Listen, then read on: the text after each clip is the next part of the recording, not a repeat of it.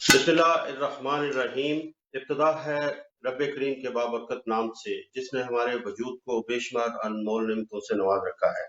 میں ہوں ظفر شیخ اور پروگرام انسائٹ ود ظفر شیخ کے ساتھ آپ کی خدمت میں حاضر ہوں، اور اس دعا کے ساتھ کہ آپ کا گزرتا ہوا وقت اپنے بچوں کے ساتھ، اپنی فیملی کے ساتھ اور اپنے کام کے ساتھ اچھا گزر رہا ہوگا اور آنے والے وقت کے لیے دعا کروں.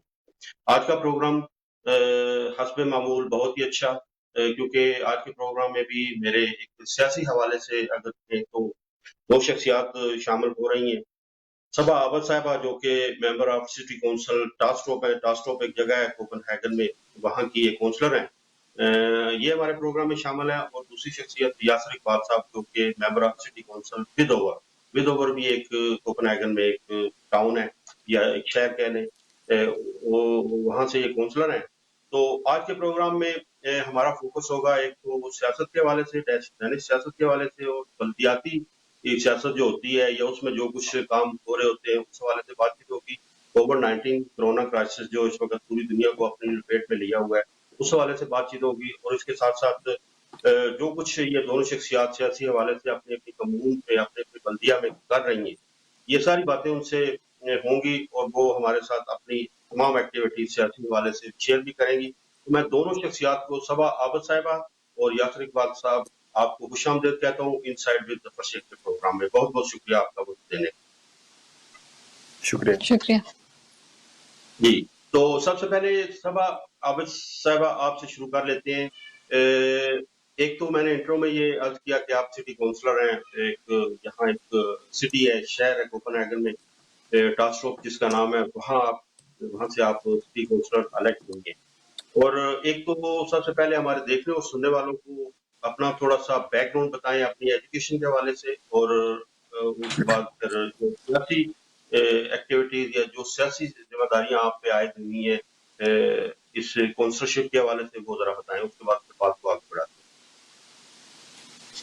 السلام علیکم. میں سب سے پہلے شکریہ کہنا چاہتی ہوں کہ آپ نے آج مجھے انوائٹ کیا.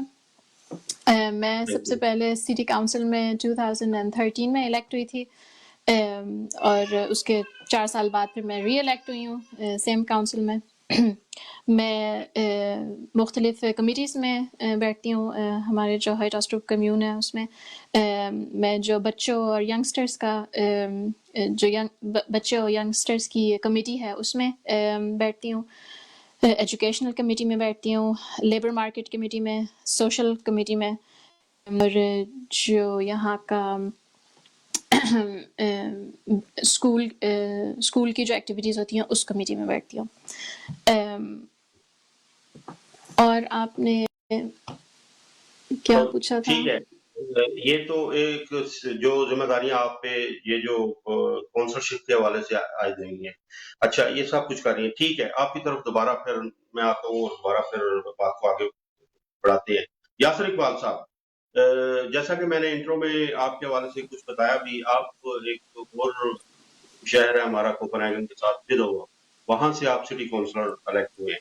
اور ایک تو تھوڑا یہ بتائیں کہ اپنے ایجوکیشن کے حوالے سے بھی بتا دیں، اور تھوڑا یہ بھی بتا دیں کہ سیاست میں آنے کا کوئی ایک پلان یا کوئی ہوتا ہے انسپائر ہو کر، یا کوئی ذہن یا دل میں کوئی ایسی ہوتی ہے خواہش کہ مجھے اس ذمہ داری کو اپنانا چاہیے. السلام علیکم. ظفر صاحب، سب سے پہلے تو آپ کا شکریہ کہ آپ نے ہمیں انوائٹ کیا اس پروگرام میں.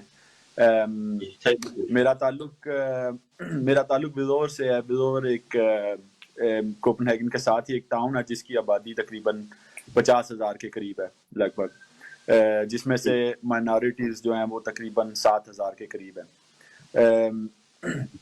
میں 2017 کے الیکشن میں پہلی دفعہ الیکٹ ہوا تھا، اور یہ میری پہلی ٹرم چل رہی ہے ابھی تک. اس کے علاوہ جو بچوں اور اسکولوں کی کمیٹی ہے اس کا، اور کلچر اور اسپورٹس کی جو کمیٹی ہے اس کا میں حصہ ہوں. تو بیک گراؤنڈ کچھ ایسا ہے کہ میں بورن اینڈ ریزڈ پاکستان میں ہوں.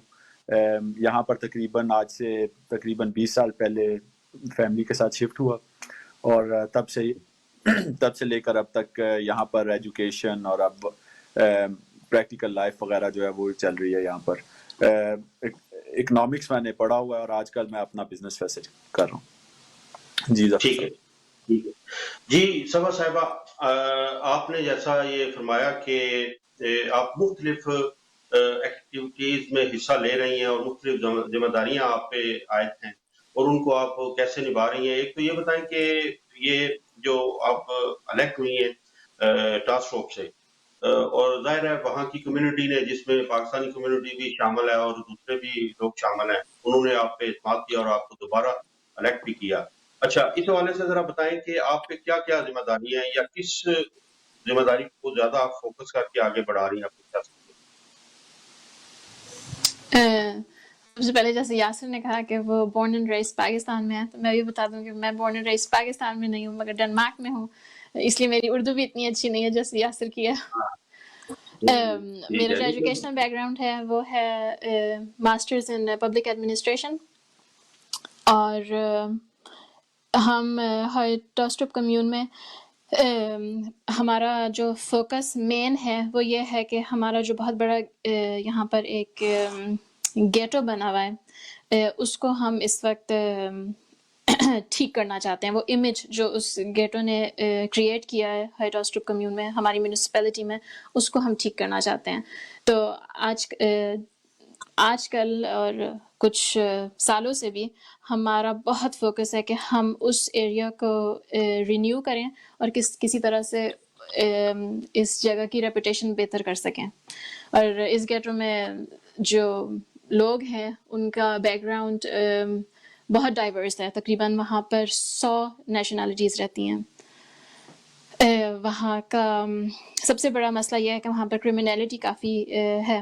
وہاں پر جو ینگسٹرز ہیں وہ کبھی کبھی وہاں پر کچھ گینگز بن جاتے ہیں ینگسٹرز کے، تو کافی وہاں پر مسئلے ہیں اور کافی عرصے سے ہم اس پہ کام کر رہے ہیں. یہ ہمارا بہت مین کام ہے.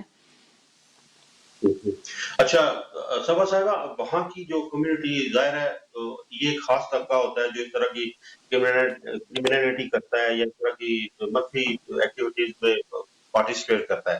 تو اس میں وہاں جو کمیونٹی، جیسا آپ نے فرمایا بھی کہ ڈائیورس کمیونٹیز ہے، تو ان کی طرف سے کیا تعاون ہے آپ کے ساتھ ان تمام کرمنل ایکٹیویٹیز پر قابو پانے کے لیے؟ ہمارا as a city counsellor direct اتنا لنک نہیں ہوتا کیونکہ ہمیں پرسنل معاملات میں دخل دینے کا کوئی ہمیں اجازت نہیں ہے دخل دینے کی. پرائیویٹ جو مسئلے ہیں وہاں لوگوں کے، تو اگر کوئی بھی سٹیزن آ کے میرے سے ایک پرائیویٹ مسئلے پہ ڈسکس کرنا چاہے اور چاہے کہ میں اس کو کچھ اس کے لیے کچھ کر سکوں، تو یہ ہمیں اجازت نہیں ہوتی ایز اے سٹی کاؤنسلر. ہمیں کسی بھی سول سرونٹ کا کام نہیں کرنے کی اجازت ہوتی ہے ایز اے سول سرونٹ.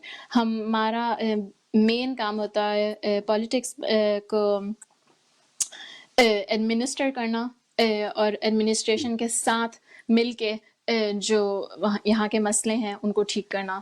تو اگر مجھے مطلب جب میرا نیٹ ورک کانٹیکٹ کرتا ہے کہ ان کے کچھ مسئلے ہیں ان کے لوکل ایریا میں، ان کو کسی چیز کی مدد کی ضرورت ہے یا کرمنالٹی کسی حصے میں بڑھ گئی ہے، تو وہ کانٹیکٹ کرتے ہیں مجھے as a politician, as an elected politician. اور پھر میں یہ مسئلے لے کے اپنی ایڈمنسٹریشن کے ساتھ ڈسکس کرتی ہوں کہ کیا کر سکتے ہیں ہم اس ایریا کے لیے، کیا کر سکتے ہیں ان لوگوں کے لیے، کیا کر سکتے ہیں. اور پھر عموماً یہ جو مسئلے ہوتے ہیں یہ پھر ایڈمنسٹریشن ایک پالیسی ہے اور ہمیں پریزنٹ کرتی ہے، ہم پولیٹیشینس کو پریزنٹ کرتی ہے، اور اس طرح سے ہم کام کرتے ہیں. ٹھیک ہے.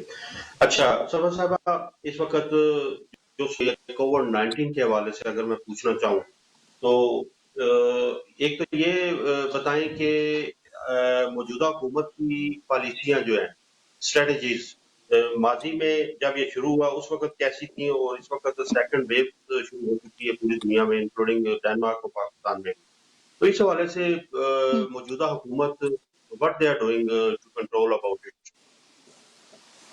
شروع میں ہم نے مارچ میں جب لاک ڈاؤن ہوا تھا، تقریباً پوری دنیا میں ہی لاک ڈاؤن ہوا تھا، تب تو سب کچھ بند ہو گیا تھا. ساری اسکولس، ریسٹورانٹس، شاپنگ سینٹرز، سب کچھ ٹوٹلی بند ہو گیا تھا. پھر ہمارا ایک سیکنڈ ویو آیا تھا جہاں ہم نے آہستہ آہستہ سب کچھ کھولنا شروع کیا، اور تقریباً جب ہم گرمیوں میں پہنچے جولائی میں تو تقریباً سب کچھ نارمل ہو چکا تھا. اب جو لیٹسٹ ریسٹرکشنز آئی ہیں تقریباً 2 ہفتے پہلے، اس میں یہ ہے کہ ریسٹورانٹس نے اب جلدی بند کرنا ہوتا ہے. یہاں کے جو بارز ہیں، ریسٹورانٹس ہیں، انہیں 10 بجے بند کرنا ہوتی ہے اپنی ریسٹورانٹس. جو گیدرنگ رول تھا کہ کتنے لوگ آپ ایک جگہ پہ گیدر ہو سکتے ہیں، اب صرف 50 لوگ گیدر ہو سکتے ہیں ایک جگہ پہ. اس کے علاوہ جو ہماری گورنمنٹ ہے ان نے یہ بھی کہا ہے کہ ہم پبلک ٹرانسپورٹ کو ایوائڈ کریں، جو کراؤڈڈ بسز ٹرینز ہیں ان کو ایوائڈ کریں. ہم سائیکل لے سکتے ہیں تو سائیکل کے ساتھ جائیں باہر اگر ہمیں کچھ کرنا ہے، یا ہم گاڑی میں جائیں. اس کے علاوہ سب جو بھی گھر سے کام کر سکتا ہے ان سے کہا گیا ہے کہ وہ گھر پہ کام کریں، اور ہم لوگ کم سے کم لوگوں سے ملیں. اس کے علاوہ اگر ہم نے ہسپتال جانا ہے، ڈاکٹر کے پاس جانا ہے، تو وہاں پر بھی اور زیادہ ریسٹرکشنس آ چکی ہیں. ہمیں اب ماسک پہننا ہے. ڈنمارک میرے خیال سے واحد ملکوں میں سے ایک تھا جس میں ماسک ضروری نہیں تھے. یہاں پر آپ ماسک نہیں دیکھتے. اگر لاک ڈاؤن کے دوران بھی ماسک نہیں پہننے کی ضرورت تھی، لیکن اب ان نے 2 ہفتے پہلے یہ کیا ہے چینج کہ اب ماسک پہننے ہیں، پبلک ٹرانسپورٹیشن میں پہننے ہیں، اور ریسٹورینٹس میں آپ نے ماسک پہننے ہیں. اور اس کے علاوہ جو باقی ساری گائیڈ لائنس تھی کہ آپ فاصلہ رکھیں، کم سے کم لوگوں سے ملیں، ہاتھ نہ ملائیں. اگر آپ کو ذرا سا بھی شک ہے کہ آپ کی طبیعت خراب ہونے والی ہے، آپ کا تھوڑا سا بھی سر میں درد ہے یا جسم میں درد ہے، تو آپ گھر پہ رہیں. یہ بھی ساری گائیڈ لائنس ابھی تک ہیں. ٹھیک ہے، میں آتا ہوں دوبارہ آپ کو. اچھا یاسر اقبال صاحب، آپ ذرا ہمارے دیکھنے اور سننے والوں کو یہ بتائیں کہ ایک تو اس ذمہ داری کے حوالے سے آپ پہ ود اوور میں اپنے علاقے میں کیا کچھ ذمہ داریاں آپ نبھا رہے ہیں، اور دوسرا یہ کووڈ-19 کے حوالے سے اس میں صبا صاحبہ کو اگر آپ سیکنڈ کرنا چاہیں یا اس میں کچھ ایڈ کرنا چاہیں تو یہ بھی بتا دیں. میں نے جیسے کہ شروع میں کہا تھا کہ میری ذمہ داریوں میں اسکول اور تعلیم کا معیار اور اس طرح کے جو باقی اس کے ساتھ جو منسلک چیزیں ہوتی ہیں اس کی ذمہ داری میرے پہ ہے. ہمارا جو مین فوکس ودور میں ہے وہ اسکول اور تعلیم کا معیار بہتر کرنے کے اوپر ہے. ہمارا تقریباً 2013 میں جو رینکنگ ڈنمارک کے شہروں کی رینکنگ تھی، اس میں ودور کے اسکول جو تھے وہ 77 نمبر پہ تھے. تو جو ابھی نئی رینکنگ آئی ہے آج 2020 میں، اس میں ہماری رینکنگ بہتر ہو کے 35 نمبر پر آ گئی ہے. تو یہ ایک ہمارا بہت مین فوکس ہے کہ تعلیم کا معیار بہتر ہو اور جو اسکول کی فیسلٹیز وغیرہ ہیں وہ ساری بہتر ہو. اس کے علاوہ جو اسپورٹس کا جو شعبہ ہے جو میری ذمہ داری ہے، اس میں ہمارا نئے ہالز اور نئے گراؤنڈز بنانے پہ فوکس ہے. اس کے علاوہ جو فیسلٹیز پہلے سے موجود ہیں ان کو بہتر کرنے کی ضرورت ہے، کیونکہ ہمارا جو ودور شہر ہے وہ کوپن ہیگن کے بہت قریب ہے اور اس وجہ سے بہت گنجان آباد ہے. اس میں اتنی جگہ نہیں ہے کہ اور بلڈنگز اور اسپورٹس ہال اور زیادہ گراؤنڈ بنائی جا سکیں. تو اس لیے ہمارے پاس جو فیسلٹیز ہیں ہمیں انہیں بہتر کرنے کی زیادہ ضرورت ہے. اگر آپ کوپن ہیگن سے تھوڑا باہر کے ایریے سے آئیں تو وہاں پر جگہ کھلی ہوتی ہے، وہاں پر نئی فیسلٹیز بنانے میں اتنی دشواری نہیں ہوتی جتنی ہمیں ہوتی ہے. تو اس لحاظ سے ہمارا اس پہ بھی کافی فوکس ہے کہ جو اسپورٹس فیسلٹیز پہ جو پریشر ہے لوگوں کا جو یوز کرنے کے لیے، اس کو کچھ ایسا سسٹم بنایا جائے کہ سب کے لیے تھوڑی سی آسانی ہو. اس کے ساتھ ساتھ جو تھوڑا بہت جہاں پر ہمیں جگہ ملتی ہے ہم وہاں پر پروجیکٹ دیکھتے ہیں کہ ہم یہاں پر آیا اسپورٹس ہال بنا سکتے ہیں، یا یہ کسی فٹ بال اسٹیڈیم کے لیے اچھی جگہ رہے گی، یا یہاں پر بلڈنگز گھریلو رہائش کے لیے بلڈنگز کی ضرورت ہے. تو یہ سب جو ہے یہ ہمارا ایک روزمرہ کی روٹینز میں ہماری یہ جو ڈیسیجن میکنگ ہوتی ہے اس میں یہ سارا کچھ چلتا رہتا ہے. باقی آپ نے کووڈ کے بارے میں پوچھا تو اس میں بھی ہمارا کیونکہ اسکولوں کے ساتھ میرا تعلق ہوتا ہے، تو ہمارا یہ جو گائیڈ لائنز ہمیں گورنمنٹ یا اس ادارے کی طرف سے آتی ہیں، تو ہمارا کام یہ ہوتا ہے کہ ہم انہیں اسکولز میں اور جو کنڈر گارڈن ہے یا ایسی جگہوں پر ہم انہیں میک شیور کریں کہ وہ ساری گائیڈ لائنز اور ایس او پیز جو ہیں وہ ان کے اوپر حفاظت کی جا رہی ہے، ان کی اور ان کے اوپر کام کیا جا رہا ہے. تو یہ سب کچھ ہماری ذمہ داریوں میں سب شامل ہے.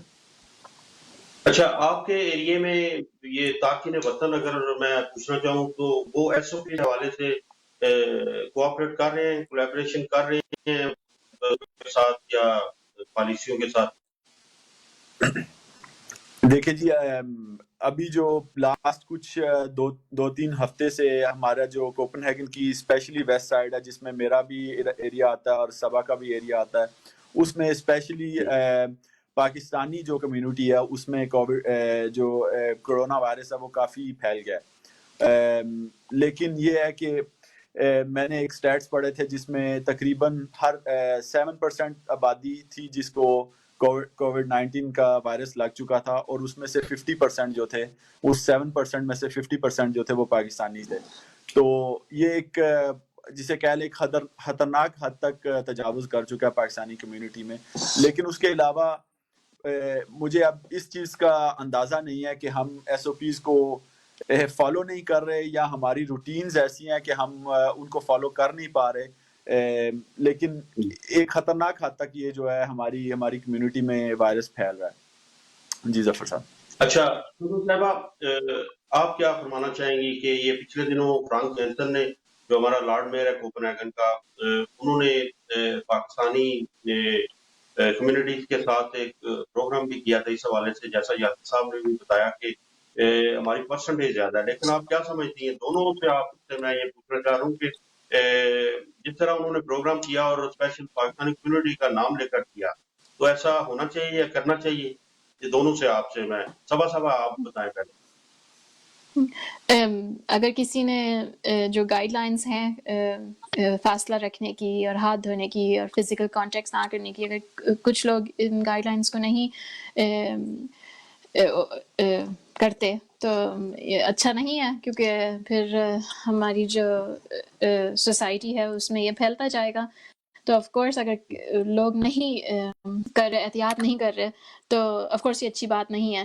لیکن پرسنلی جو جتنا میں جانتی ہوں اپنی کمیونٹی کو، وہاں میں نے دیکھا ہے کہ وہ لوگ بہت ہی احتیاط کرتے ہیں. ہماری جو پاکستانی کمیونٹی ہے جن کو میں جانتی ہوں، بہت سے لوگ ڈاکٹرز ہیں، نرسز ہیں، ٹیکسی ڈرائیورز ہیں، بس ڈرائیورز ہیں.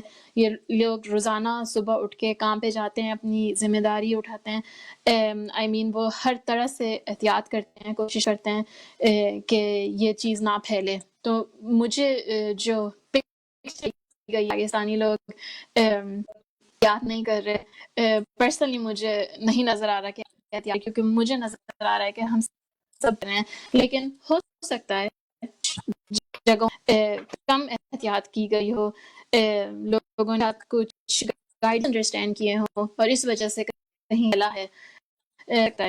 یہ میں نہیں کہہ سکتی کہ یہ نہیں ہوا، لیکن ہمیں ساتھ ساتھ یہ بھی دیکھنا چاہیے کہ اگر پاکستانی کمیونٹی میں زیادہ تر لوگ، فار ایگزامپل ٹیکسی ڈرائیورز ہیں، ڈاکٹرز ہیں، نرسز ہیں، اس طرح کی فیلڈز میں کام کرتے ہیں جن فیلڈز میں رسک زیادہ ہے کنٹیج ہونے کا.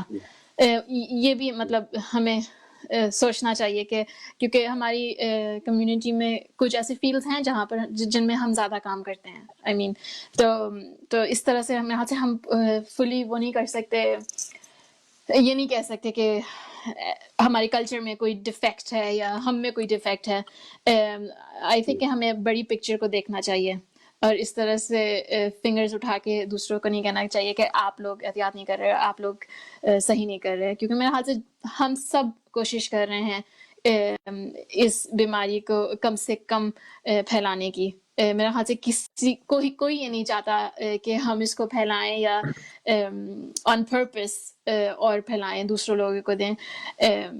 تو میں بس یہ کہنا چاہوں گا دوسرا کہ آپ لوگ احتیاط نہیں کر رہے ہیں. یہ بہت تکلیف دہ بات بھی ہے کہ آپ ایک بہت ہی بڑا گروپ ہے یہاں پر پاکستانیوں کا، آپ ان سب سے کہیں کہ آپ لوگوں کی وجہ سے یہ پھیل رہا ہے. یہ کہنا مجھے بالکل صحیح نہیں لگتا. ٹھیک ہے. یاسر صاحب، اس میں آپ کوئی ایڈ کرنا چاہیں یا میں آگے بڑھوں؟ اچھا، ایک خبریں آ رہی ہیں معذرت کے ساتھ کہ ہر 10ویں ٹیسٹ کے بعد ایک غلطی ہوتی ہے رزلٹ میں.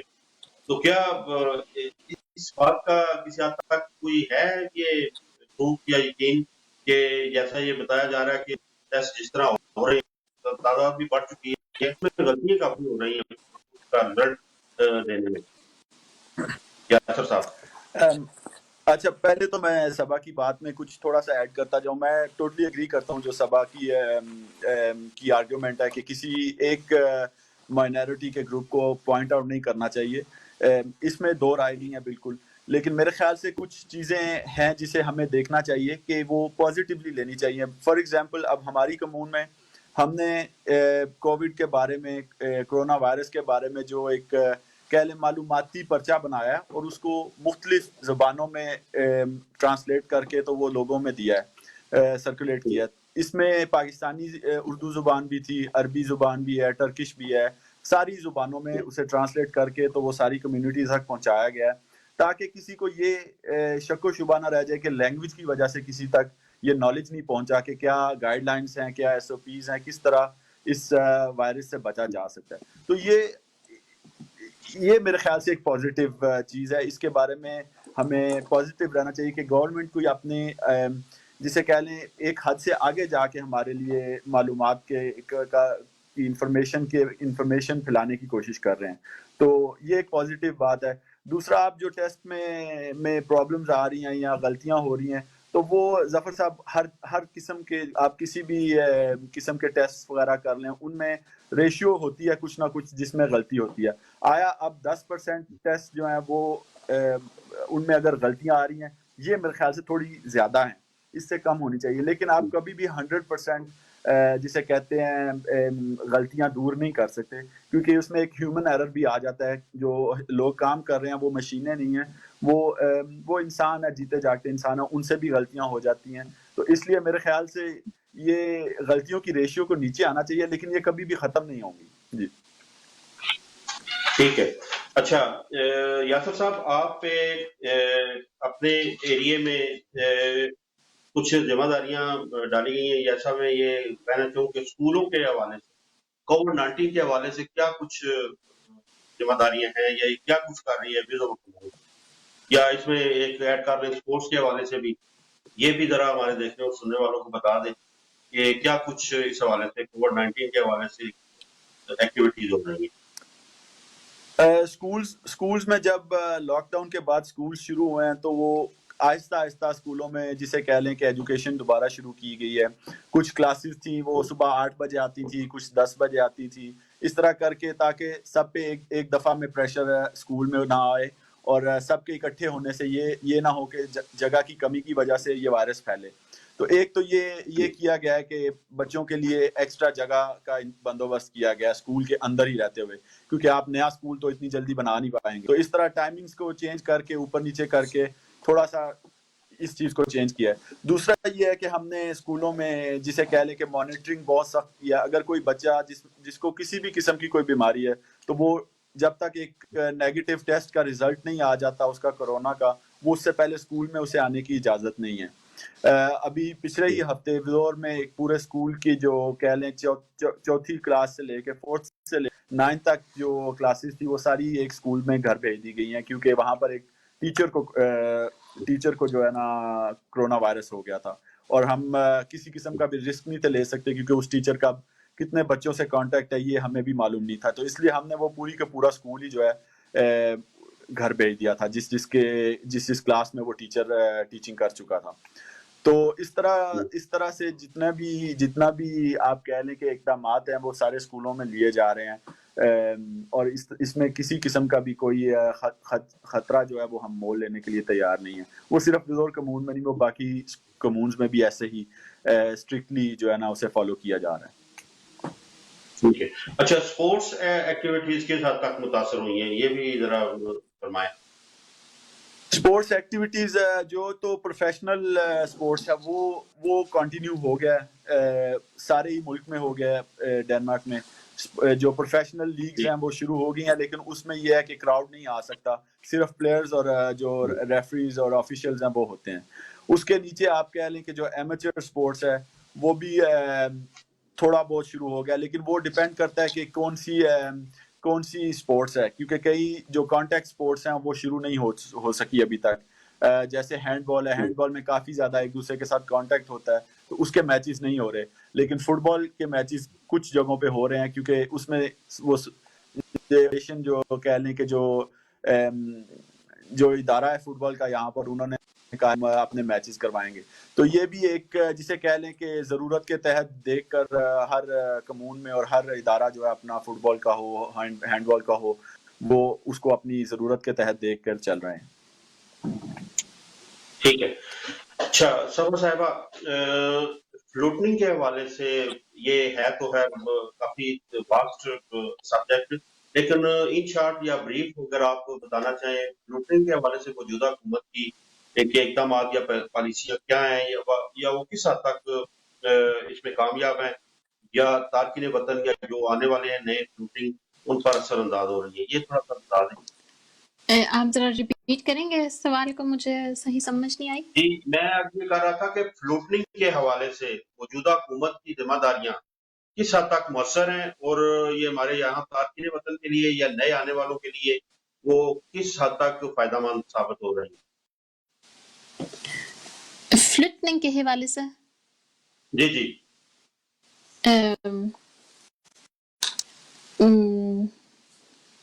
میرا خیال سے کہ آپ یہ سوال اگر پہلے یاسر سے پوچھ لیں.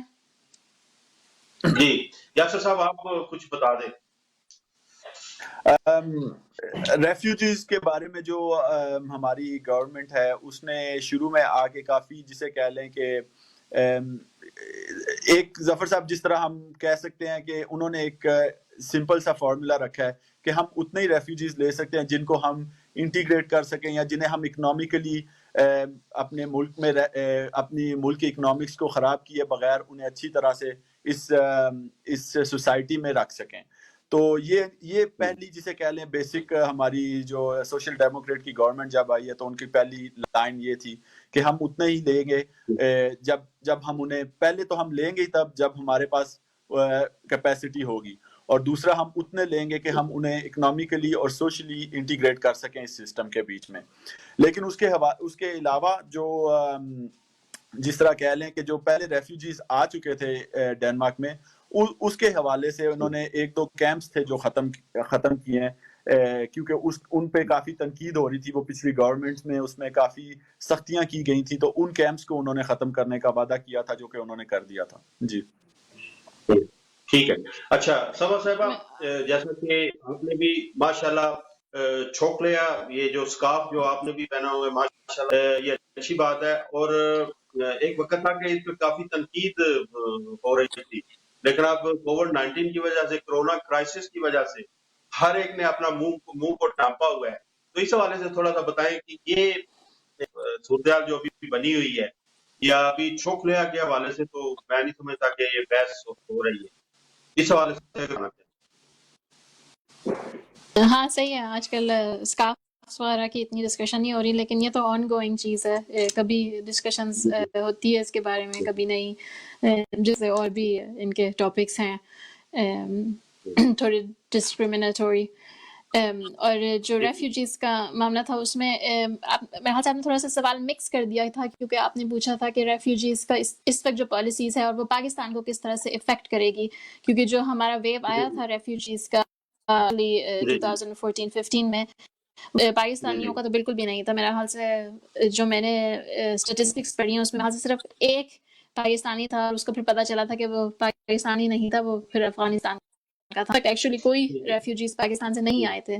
جو پاکستان سے ریفیوجیز آئے ہیں وہ بہت ہی کم آئے ہیں, جو اگر آپ جا کے اسٹیٹسٹکس پڑھیں ان پچھلے 10 سالوں میں تقریباً نہ ہونے کے برابر پاکستان سے آئے ہیں.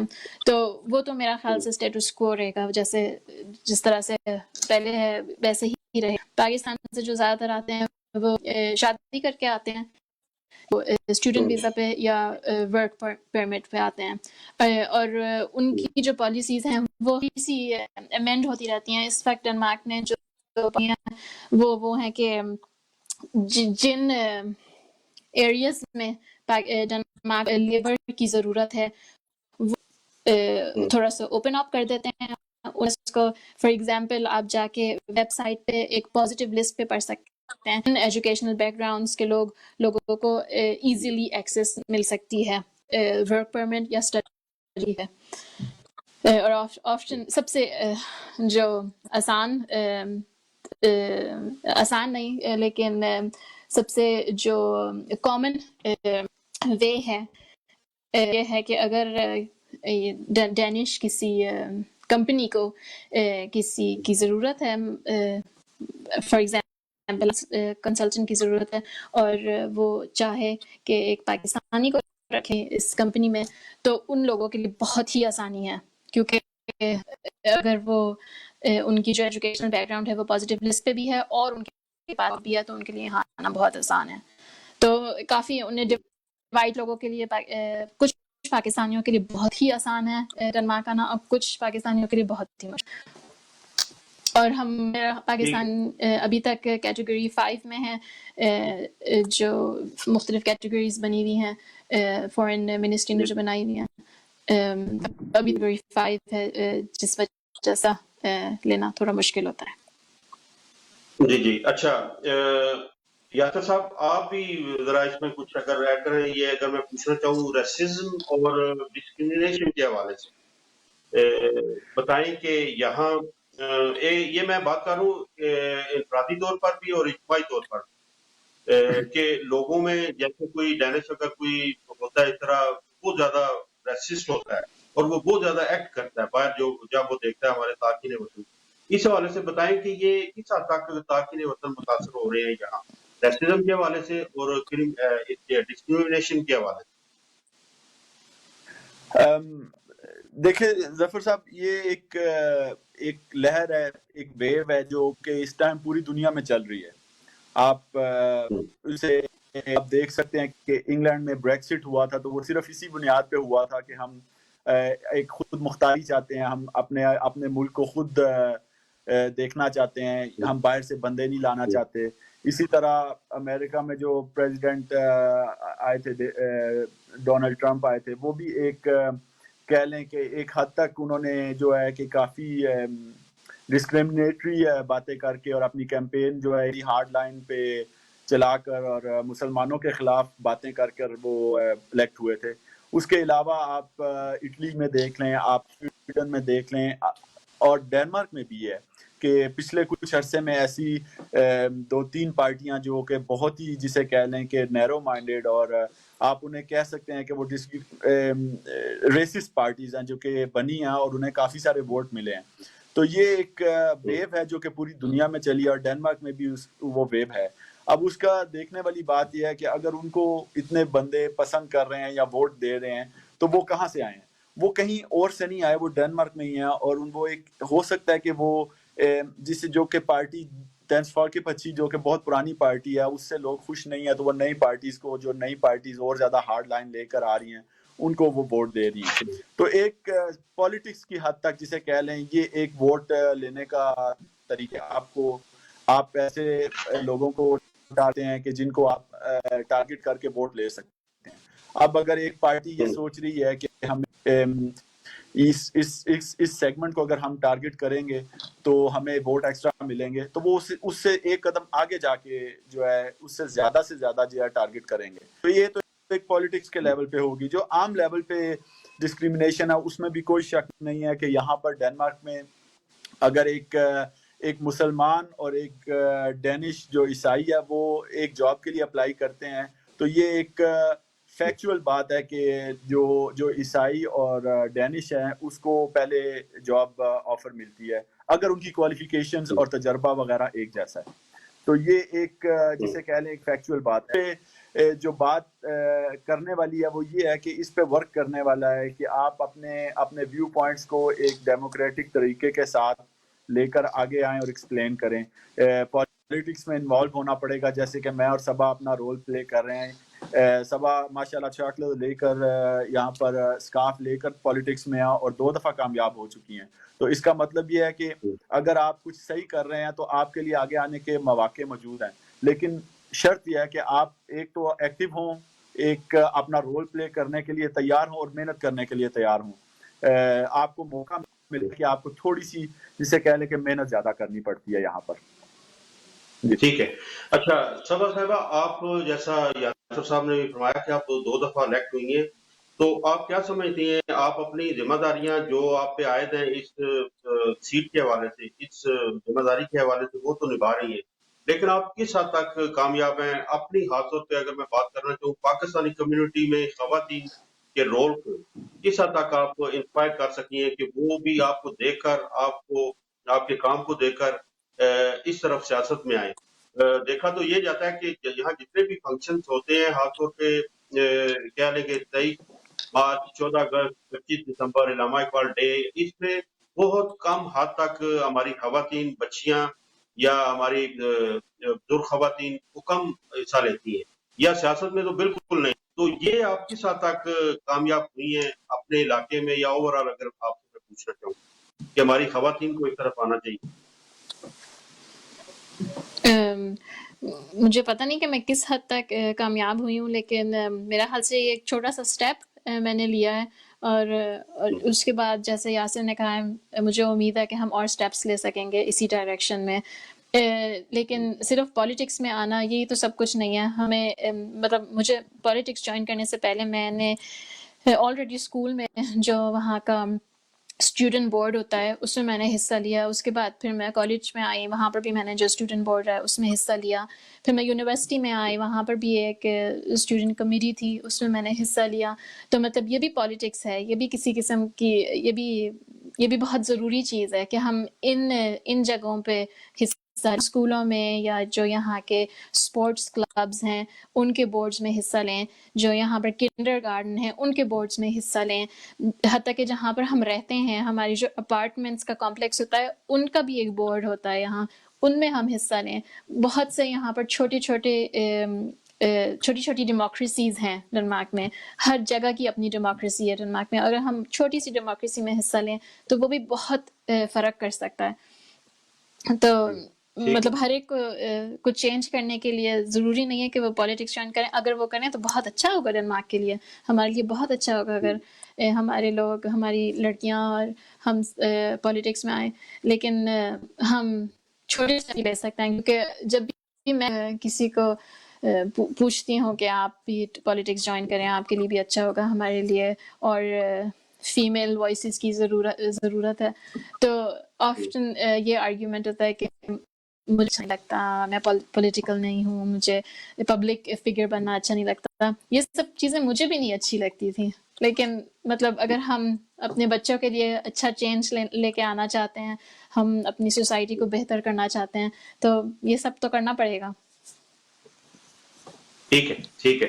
یاسر صاحب، اگر میں آپ سے پوچھنا چاہوں کہ میل سوسائٹی یا یہاں جو افراد ہیں، ایک تو انہوں نے پاکستانی سیاست کے حوالے سے اگر کہیں تو انہوں نے مختلف پارٹیوں کو جوائن کیا ہوا ہے، تو why they are not going to enter in Danish politics? How to explain about this? کیوں نہیں وہ اس طرف آ رہے کہ مختلف پارٹیوں میں وہ اپنی ممبرشپ کروائیں اور اس کے بعد ڈینش سیاست میں وہ پارٹیسپیٹ کریں تاکہ وہ اپنی آواز کو اجتماعی طور پر بلند کر سکیں؟ میرے خیال سے یہ بہت اچھا سوال ہے. اس میں جو مین بات ہے وہ یہ ہے کہ ہماری جو پاکستان سے تعلق ہے اور جو محبت ہے، اس کی وجہ سے ہمارے سے وہ جسے کہہ لیں کہ ان پارٹیوں سے جو پاکستان میں پارٹیز ہیں ان کے ساتھ بھی تعلق گہرا ہے. لیکن اس کا پاکستان میں رہنے والے لوگوں کو یا پاکستان کو شاید تھوڑا بہت فائدہ ہو، لیکن مین بات یہ ہے کہ جو یہاں پر کمیونٹی ہے اس کو ادھر کی سوسائٹی میں مکس ہونے سے وہ چیزیں روک دیتی ہیں. اگر آپ نے یہاں پر رہ کر یہاں پہ اپنی سوسائٹی کے لیے کچھ کام کرنا ہے تو وہ جیسے صبا نے کہا کہ یہاں پہ جو بورڈز بنے ہیں، جو کمیٹیز بنی ہیں، ان میں آپ کو حصہ لینا پڑے گا، پالیٹکس میں حصہ پڑے گا. جیسے کہ عبدالور کمون ہے، وہ یہاں پر جدھر سے میرا تعلق ہے وہاں پر 50,000 بندے رہتے ہیں، اس میں سے 7-8 ہزار جو ہیں وہ مائنورٹیز ہیں، اور ان کا واحد نمائندہ ایک نمائندہ میں بیٹھا ہوں. حالانکہ یہاں پر اگر آپ دیکھیں تو میرے خیال سے 3 سے 4 پولیٹیکل نمائندے ہو سکتے ہیں جو اس لوکل باڈی میں بیٹھ سکتے ہیں. لیکن اس کی وجہ یہ ہے کہ ہمارے لوگ ابھی تک اس طرح ایکٹیو نہیں ہوئے اس معاشرے میں اور اس کی پالیٹکس میں، یا اس کی جسے کہہ لیں کہ جو جن ستونوں پہ یہ سوسائٹی کھڑی ہے ان میں ہمارا اتنا حصہ نہیں ہے جتنا ہونا چاہیے. ہونا تو یہ چاہیے کہ جہاں پر بھی اگر ہمارے بچوں کا اسکول ہے تو وہاں پر مائنورٹی ایک مسلمان یا ایک پاکستانی یا ایک عربی کسی ایک بندے کو ہونا چاہیے جو ساری مائنورٹیز کی نمائندگی کر سکے کہ ہمیں عید پہ چھٹی چاہیے. ہمارے بچے اگر کوئی جسے کہہ لیں کہ رمضان میں اگر وہ ان کا کوئی مسئلہ ہے تو وہ ان کو ایکسپلین کرنے والا بندہ ہونا چاہیے اس بورڈ میں بیٹھا ہوا. لیکن یہاں پر یہ کہنا بیجا نہ ہوگا کہ ہماری نمائندگی تقریباً نہ ہونے کے برابر ہے ان بورڈز میں, اور اس وجہ سے بھی کافی دفعہ مس کمیونیکیشن اور وہ گیپ آ جاتا ہے جس کی آپ بات کر رہے تھے کہ یہاں پر آپ جیسے کہہ سکتے ہیں کہ تھوڑا سا میں یہ تو نہیں کہوں گا ریسزم ہے, لیکن تھوڑا سا فرق آ جاتا ہے, اور وہ فرق اسی لیے آتا ہے کہ ہماری بات آگے ہمارا ویو پوائنٹ اور ہمارے پرابلمز جو ہیں وہ آگے اختیار تک نہیں پہنچ سکتے. اور اس کی مین وجہ یہ ہے کہ ہم سوسائٹیز میں ایکٹیو نہیں ہیں, پولیٹکس میں ایکٹیو نہیں ہیں. میرا تجربہ یہ ہے کہ جب سے میں پولیٹکس میں آیا ہوں ویور کمون میں, کم از کم ہمارا ویو پوائنٹس جو ہے آگے پہنچانے کا ایک بڑا مؤثر طریقے سے ہم پہنچا سکتے ہیں, کیونکہ میری موجودگی میں یہ فائدہ سوسائٹی کے لیے ہے, اور ہماری مائنورٹی کہہ لیں جو ہماری سوسائٹی ہے اس کے لیے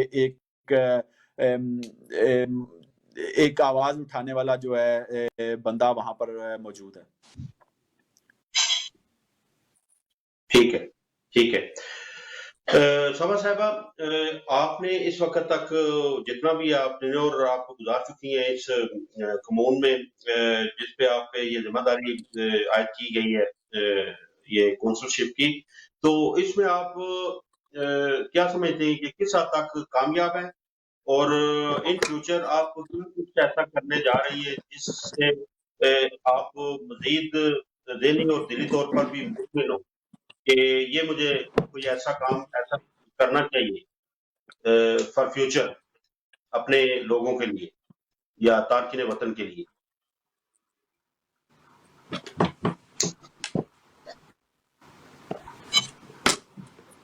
صبا آپ مجھے سن رہی ہیں؟ جی, آپ کو میری آواز آ رہی ہے؟ جی آ رہی ہے, بالکل آ رہی ہے بات. مجھے اب آپ نے میرا تو آپ نہیں, میں نے آپ کا سوال نہیں چلیں سنا, میں ابھی کنیکٹ ہوں. چلیں, ابھی آپ کو آواز آ رہی ہے میری؟ جی اب آ رہی ہے. جی, میں یہ عرض کر رہا تھا کہ آپ کیا سمجھتے ہیں کہ اس وقت تک جتنا ٹائم آپ نے گزارا اس کونسل میں, اور اس میں آپ کس حد تک مطمئن ہے کہ جو کچھ آپ نے کیا اس پہ آپ ذہنی اور دلی طور پر مطمئن ہے, اور ان فیوچر مستقبل میں فیوچر کے لیے کیا کچھ آپ کوئی ایسا کوئی اپ ڈیٹ کرنا چاہیں گے ہمارے دیکھنے اور سننے والوں کے لیے, یا اپ کمنگ پروجیکٹس وغیرہ کے حوالے سے اگر میں بات کرنا چاہوں تو کیا کچھ کرنے جا رہی ہیں؟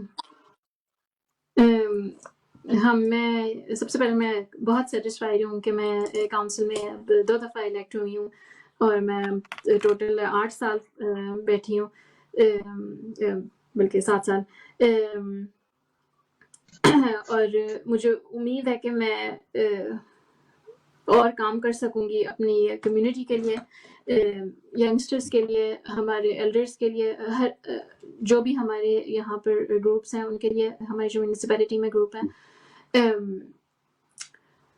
اور جس طرح سے یاسر نے کہا تو مجھے میری یہ بھی ایک وش ہے کہ ہماری کمیونٹی جو یہاں ڈنمارک کے لوکل بورڈز ہیں ان میں زیادہ ایکٹیو ہوں, کیونکہ بالکل جیسے یاسر نے کہا بہت سی مس انڈرسٹینڈنگز ہوتی ہیں. یہاں کی جو چھوٹی چھوٹی سوسائٹیز بنی ہوئی ہیں, مطلب اسپورٹس کلبس ہیں, ہاؤسنگ گروپس ہیں, کنڈر گارڈنس ہیں, یہ سب چھوٹی چھوٹی جو کمیونٹیز ہیں, اگر ہم میں سے کوئی ایک بھی بیٹھا ہو یہاں تو ہماری جو چھوٹے چھوٹے مسئلے ہیں یہ بہت آسان ہو جائیں گے ایوری ڈے لائف میں.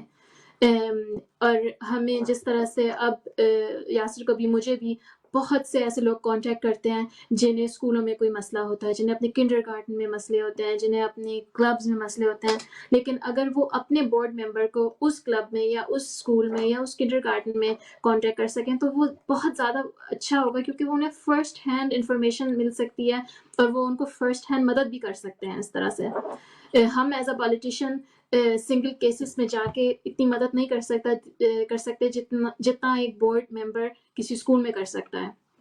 اور وہ صحیح چینج بھی لا سکتے ہیں ان اسکولوں میں، ان انسٹیٹیوٹس میں. وہ فرق اگر ہم لانا چاہیں تو پولیٹیکلی اس میں کافی دیر لگتی ہے، لیکن اگر آپ اس طرح سے بورڈس کے ذریعے آپ کام کریں تو وہ زیادہ افیکٹو بھی ہوتا ہے اور وہ زیادہ ڈیموکریٹک بھی ہوتا ہے.